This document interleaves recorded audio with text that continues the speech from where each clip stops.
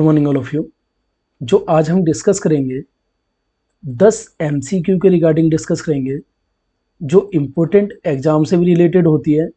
और ये जो एमसीक्यू है ये हमारे रेडियोलॉजी फील्ड से बहुत ज़्यादा इम्पोर्टेंट फुल है।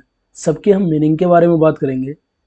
एक एमसीक्यू के ऊपर 5 से 7 सेकंड्स में आप उस एमसीक्यू के आंसर को लिख सकते हैं और इसकी एक नोटबुक भी बना सकते हैं, क्योंकि अगली 15 से जो 20 सीरीज होगी वो हमारे एमसीक्यू के ऊपर आने वाली है।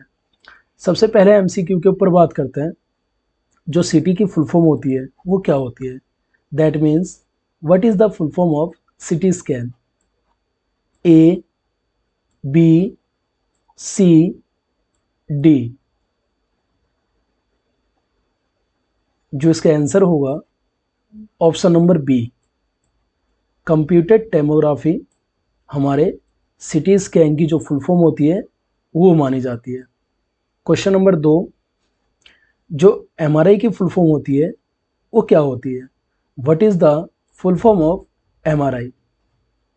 A, B, C, D.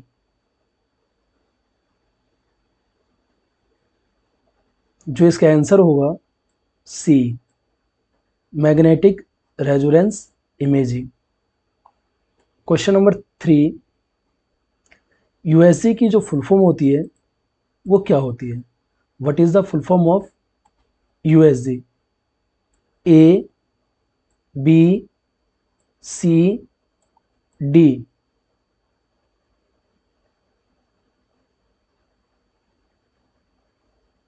जो इसका आंसर होगा आंसर नंबर बी, अल्ट्रासोनोग्राफी।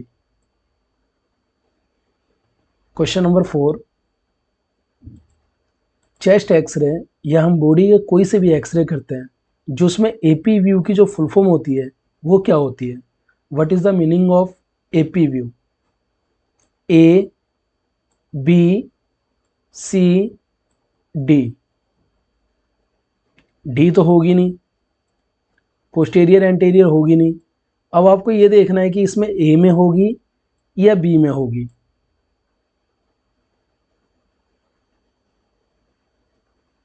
जो इसका करेक्ट आंसर है एंटीरियो पोस्टीरियर, बी।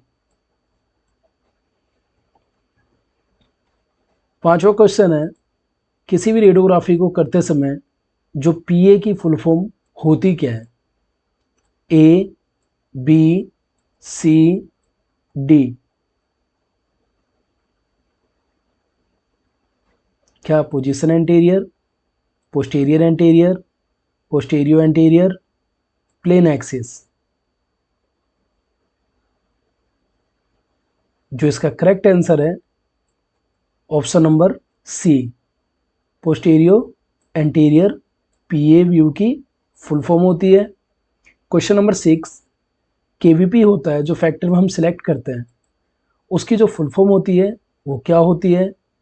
ए, kilo voltage power, B, kilo volt peak, C, kinetic voltage point, D, kilo value peak.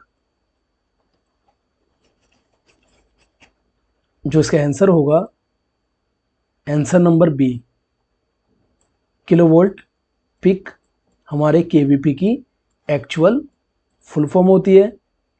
Question number 7, जो मिली एम्पेयर सेकेंड है यानी कि जो एमएएस है, एमएएस की फुल फॉर्म क्या होती है? जब भी हम किसी रेडियोग्राफी को सेट करते हैं तो वहाँ पे हम जो केवीपी और जो एमएएस सेट करते हैं, जैसे प्रीवियस स्लाइड में हमने केवीपी के बारे में सीखे, उसी तरह जो एमएएस होता है वो एमएएस की जो फुल फॉर्म होती है वो क्या होती है?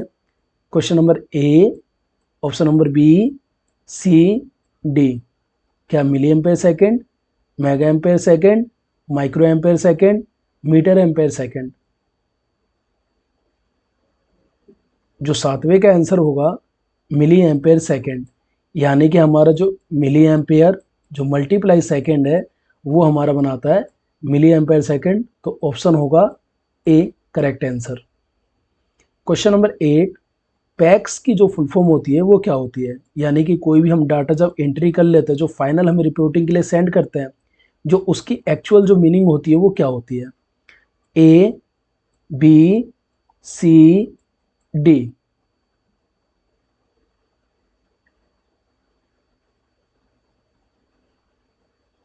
तो हमारी जो इसका करेक्ट आंसर है वो हमारा है B, picture achieving and communication system. ये हमारा पैक्स के थ्रू जो भी रिपोर्टिंग होती है, जो भी डाटा होता है उसे देखते हैं। जैसे लोकल एरिया नेटवर्क हो गया, वाइड एरिया नेटवर्क हो गया, डाइकोम वाला एरिया हो गया, इन सब के बेस पे हम किसी भी रिपोर्टिंग को फाइल करते हैं। जैसे हम देखते हैं कि HIS वाला हो गया, हॉस्पिटल इंफॉर्मेशन सिस्टम, RIS वाला हो गया, रेडियोलॉजिकल इंफॉर्मेशन सिस्टम, सभी हमारा पार्ट है। इसके ऊपर भी आने वाले टाइम में एक वीडियो हम अपलोड करेंगे।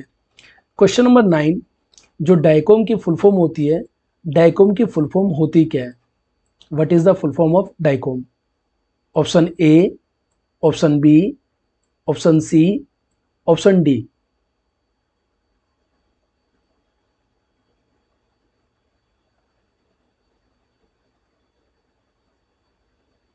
तो इसका करेक्ट आंसर है option number C, digital imaging and communication in medicine.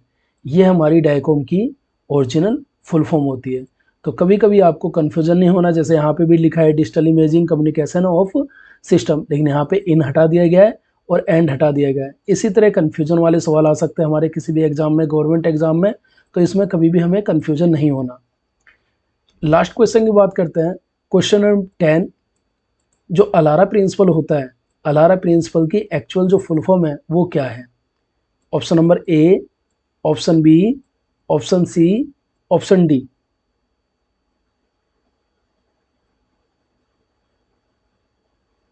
जो इसकी एक्चुअल फुल फॉर्म होगी वो होगी हमारी option number A, as low as reasonably achievable.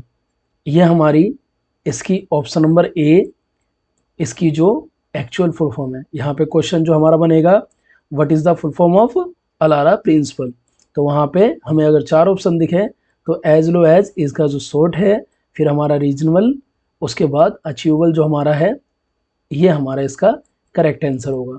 तो ये थे हमारे 10 MCQ।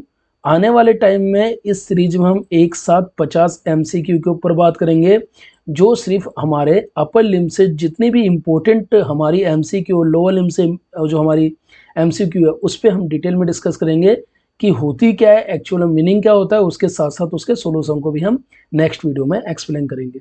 मिलते हैं नेक्स्ट वीडियो में।